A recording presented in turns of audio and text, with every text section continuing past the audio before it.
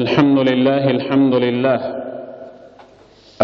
لله وكفى والصلاة والسلام على نبي المصطفى وعلى آله وصحبه ومن اكتفى أما بعد السلام عليكم ورحمة الله وبركاته.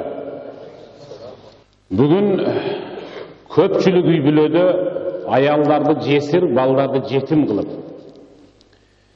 же бүтүндөй üy-бүлө менен тукум курут болуп өлүп калып аткан. Негедир шалакылыктанбы, кайдыгерликтенби, же көпкөн мастыктанбы, айтор акыркы бир айдын ичинде болуп көрбөгөндөй чоң унаа кырсыгы катталып атат.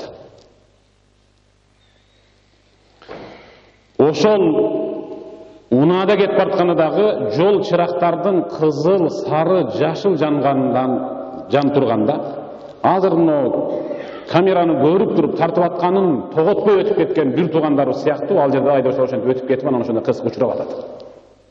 Пайгамбарыбыз "Мен гашшана фалайса минна" ким бизге кыянаттык кылса, ким биз үчүн кыянаттык мамиле кыла турган болсо, ал бизден эмес деген. Ал бизден эмес. Кимден эмес ал? Пайгамбарыбыз айтты. Ал биздин мусулмандардан эмес. Кыянаттык деген жол чырактар кызыл күйүп турса, жанагы өтмөктөрдөн, зебра деп коебуз, адамдар өтүп атса, ошого да карабай өтүп кетип, анан арандай кырсыктарга учурап атат. Пайгамбарыбыз саллаллаху алейхи ва саллам мындай дейт: "Инналлаха юхиббу иза амила ахадукум амалан ан ютқинаху." Садака Расулуллах. Аллах аябай жакшы көрүп сүйөт. Араңардан кимдир бирөө бир ишти жасаса, ан ютқина, аны чеберчилик менен майын чыгарып жасаганда жакшы көрөт. Шалакылык кылып жасаганда Аллах өзү сүйбөйт. Анткени Аллах өз аятына таңдырды. Ва ахсину инналлаха юхиббул мухсинин. Садакаллаху азим. Ахсину, эмнени жасасаңар дагы чеберчилик менен жасагыла. Кынтыксыз чеберчилик менен жасагыла. Анткени Аллах чеберчиликти сүйөт деп атат. Машина айдоо бул чоң аманат, чоң жоопкерчилик. Уйкуң келип кетип барса, токтотуп уктай кал. Анткени Пайгамбарыбыз саллаллаху алейхи ва саллам кимдир бирөөңөр араңардан намаз окуйын деп жаткан учурда уйкуңар келип, уйкусурап таптакыр көзүңөр ачылбай атса, анда дароо жамбаштап жата калып уктап, уйкуңду кандырып, анан туруп даарат алып, анан Кудай менен сүйлөшүп жатканыңды өзүң билгидей деңгээлде уктап алып, анан оку деп атат. Намаз окуп атканда уйкуң келип калса, бир аз куш уйку кылып, уйкуңду кандырып туруп, анан намаз оку деп Пайгамбар ушинтип атса, сен үчүн машина айдап, уна айдап келе жатканда 5-10 мүнөт өзүңдүн машинаңа салган тууган уругуң, үй-бүлөң, кардарларыңды күтө тургулачы бир жарым саатта уктап алып, анан кайра сапарыңды узатсаң, ошол жакшы эмеспи? Пайгамбарыбыз саллаллаху алейхи ва саллам: "Мен катала нафсаху бихадидатин фахадидатуху фи ядихи ятафаджа фи батнихи фин-нар, ятафаджа фи батнихи фи джаханнама халидан фиха." Kimde kim özün bir temir menen sayıp öldürüp alsa, bıçak menen же taş menen же айнек менен, Allah kıyamatta anın koluna oşol saygan bıçağın kayra koluna berip tozokka salap, senin azabın özündü özün öldürgöndüğün için kayerine saysan oşo yerine sayı verdi basaplar. Una menen uşuna kırsıga atayın barıp özün jana başkalarda kırsık uçuratkanlarda Allah Taala kudu şintip azaptaydı. Не деген шумдуктуу окуя болуп атат. Не деген шумдуктуу окуя. Кудай сактасын. Кудайдан сураналы, дуа кылгыла, чеберчилик менен айдайлы, шаардын ичинде кема тадину тудан, кимге кандай мамиле кылсаң, саңа дагы, сенин үй бүлө мүчөңө дагы өзгөлөр куд ошондой мамиле кылат. Жол чыракта туруп бир машина өтөйүн десе өткөрүп кой. Өтмөктөрдөн же өтмөгү жок жерден деле бир адам өтөйүн десе өткөрүп кой аны дагы. Саңа дагы бир күн ошондой учур келгенде сени бир унаа айдоочу өткөрүп коет. Сенин дагы уулуң менен кызың мектепте окуп атат. Алар да жол өтмөктөрдөн өткөндө башка унаа айдоочулар балаңды өткөрүп коет ошентип. Бүгүн сен бирөөнүн уулу менен кызын сөгө турган болсоң, сенин да уулуң кызыңды ошентип сөгөт. Бүгүн сен шалакылык кыла турган болсоң, сага да бирөө шалакылык кылат. Ошондуктан пайгамбарыбыз саллаллаху алейхи ва саллям "Мен гашшана фалейса минна". Ким кыянатчылык кылса, ким көз боемочулук кылса, ким алдамчылык кыла турган болсо, ал бизден эмес деген. Айрыкча шаардын ичинде абайлайлы. Кокус өлүм көбөйдү. Мен кечеги жумада айттым эле. Азыр көпчүлүк адамдар бардарчылыктын айынан көп ушундайда балама машина алып берип коёюн, өзүн мансабын, айлыгын, байлыгын мактанып, эне сүт оозунан кете эле уулу менен кызына машина алып берип коюп, ошонун кесепетинен не деген өлүмдөр болуп атат. Кудай сактасын, эми пешенесине жазды дейличи тагдырды. Бирок кечээ биз айттык. Азыр мына көчөдө жарым жылаңач болуп жүргөн кыздар. Анын денесин бирөө суктанып тиктейт. Бирөө көрө албай тиктейт. Бирөө жаман көрүп тиктейт. Куд ошол сыяктуу. Сизин рулде кетип аткан уулуңузга бирөө суктанып тиктейт, бирөө жек көрүп тиктейт, бирөө кызганып тиктейт. Көз өтүүнүн айынан унакырсык болбойт деп ким кепилдик бере алат? Куд ошол өзүнүн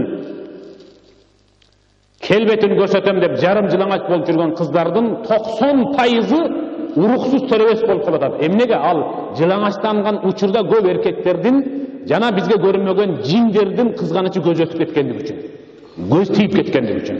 Этият болгула.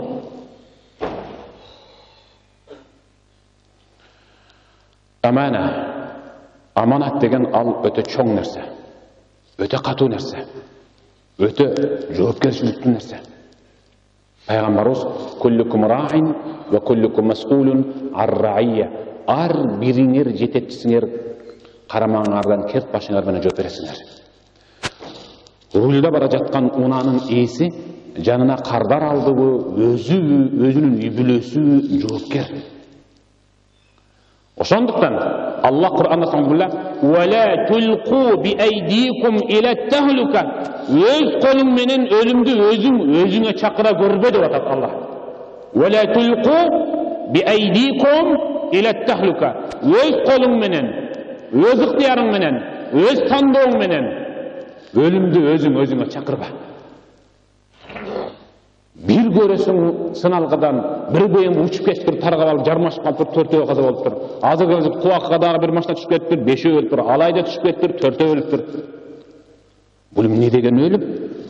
Анткени біз көз боямаушылық қылабыз. Уна тетіктерін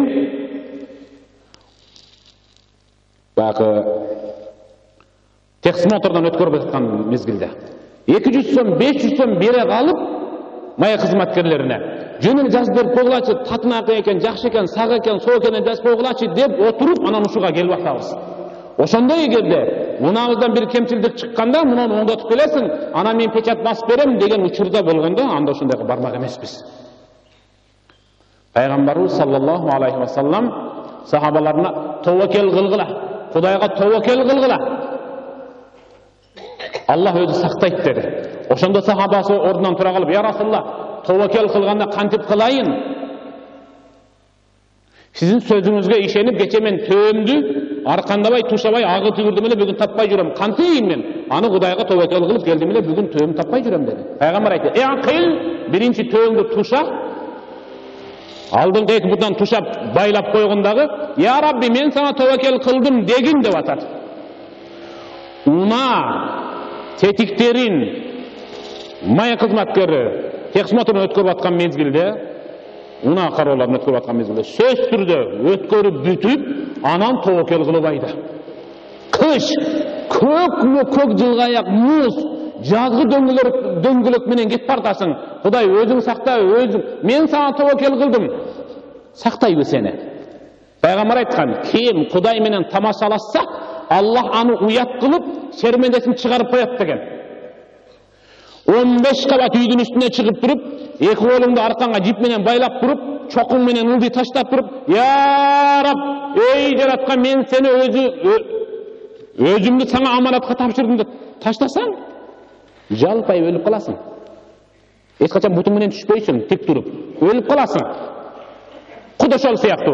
Қышта жазғы дөңгелек менен шығып алып, анан біреуіні сүзіп алып, анан дағы тіммеле еркек болып түше қалып, сен не мұнда қылбайсың, сен айыпың бітіп барды сенде да. Кеше маңа біреу айтты, жазғы дөңгелек менен барба десе шығып алып, мен айып өзімді лабойымды тештіріп келдім деп кеше айтып кетті маған. Дуа қылғыла сіздер дағы. Анан азыр унасы жоқ адам жоқ, унасы жоқ адамдар азыр таяқ-таян қалған кемпірлері болбосо, башкалардын баарын унасы бар азыр. Пайғамбарыбыз саллаллаху алейхи ва саллям мындай dedi: "Инналлаха катабал ихсана аля кулли шайин." Аллах чеберчиликти бардык нерсеге буйруп койгон. Бардык ишти чеберчилик менен жасады экен. Пайгамбар айтат: "Фа иза каталтум фа ахсинул қитла." Эгерде курт кумурсканы өлтүрө турган болсоң, аны дагы чеберчилик менен өлтүр. Чымынды туттуң. Bir kanatın jülüp üstüne koyup koydun, al gıngdı uçalbay jüret. Ekinci kanatın jülüp koydun, jüret buttar menen. Daha bir putun kırkıp koydun, bayakış sana uğurlu bağanı menen al kıykırıp uğurlu atat. Tamasal asatmın sizden. Eki putun kırkıp koydun, köpölöktün. Anan keyin bir an kırkıp koydun, anan ordunda turat, gıngıldap sen suyunu atasın. Peygamber ayıp jatat. Mına hazır, dıykandardı kıynap atkan kartoşka kurtu var. Kalarat kurtu. Көпчүлүгү аны мен би азыр сенин сазайыңды беремин, карап тургун деп аны кызартып, көгөртүп, бакалашкага салып туруп, оозун жаап туруп, асфальттын ортосунда мээ кайнаткан ысыкты коюп коет. Ошондо кыйналып өлчү деп. Өлөт. Ал өлөт, бирок кыйналып өлөт да. Пайгамбар айтат: "Өлтүрө турган болсоң, зыянкечтерди чеберчилик менен өлтүр. Дарысын чак, дары өлүп калсын, бирок өрттөбө. فَإِذَا ذَبَحْتُمْ فَأَحْسِنُوا الذِّبْحَ." Эгерде мал сое турган болсоңор дагы Бисмилlah, Аллаху акбар деп союп, аны ырахаттандырып өлтүргүлө деген. Монголдорго окшоп тирүү койду, биринчи жүрөгүнө колун сала коюп анан жунуп алып өзүнчө бүрүстү болбой. Пайгамбар курт кумурсканы өлтүргөндө чеберчилик менен өлтүр деп аткандан кийин уна айдоодо не деген мыкты чеберчилик кетет.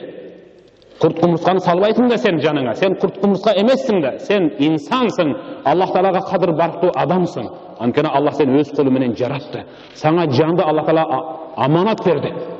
Аллах берген аманатка кыянатчылык кылбаш керек.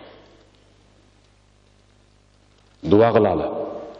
Кыргызстанда анын ичинде эң көбүрөгү Бишкекте, анан кийин алыскы жолдордо унаа кырсыгы болбосун.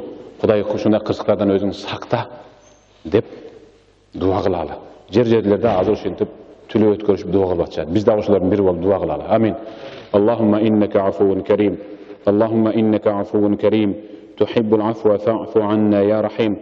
Аллахум ушундай кырсыктардан үй бүлөсүн, же тууган уругун, бир туугандарын, ата энесин таштап өзүнүн алдына сапар тартып кеткендердин барган жерин бейиш бакчалары кылгын я Рабби.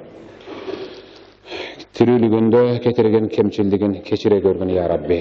Өзүбүзгө инсаф бергин би рахметике я архамар рахим. Аллаху акбар.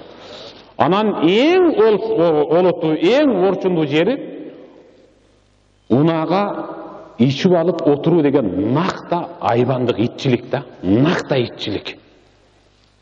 Анткени Пайгамбар саллаллаху алейхи ва саллям "Ал-хамру уммул хабаис." Арак бул балет иштердин, ыплас иштердин энеси деген. Руйга маса балында отурду, ал арыстан катары эчкимди тоготпойт. Азыр мына сынан кылган карасаңар, тутуп алса эле бүт бардыгы 100 айдоч тутулса, ошонун 95% мас болуп чыгып атат. Арак ал бүтүндөй баалет иштердин энеси. Эгерде мындай намаз окуган, Куран окуганды билген айдоочу рулга тура турган болсо, демек ал эреже менен айдайт. Анткени шаардагы жол чырак ал Курандын ичинде бар. Сары, кызыл, сары, жашыл деген өң ал Куранда бар. Куранда кызыл та деген тамга келип отурган болсо, өтпөстөн токтоп калышың керек. Саат тамгасы келе турган болсо, анда өтүшүң керек. Жийин болуп кала турган болсо, анда даярданышың керек. Светофор, жол чырагы бул Курандан алынган. Куранга амал кылган, Куран окуганды мыкты билген инсан машина айдаганда дагы жол эрежесин мыкты билет. Куранды кандай мыкты окуй турган болсо, жол эрежесин дагы кудо ошондой сактай билет.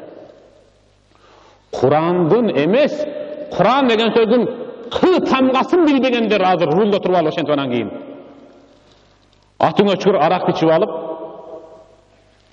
бирөөнүн баласын, бирөөнүн атасын, бирөөнүн жубайын ошентип кырсык учуратып, бияктагыларды зар какшатып отурат да.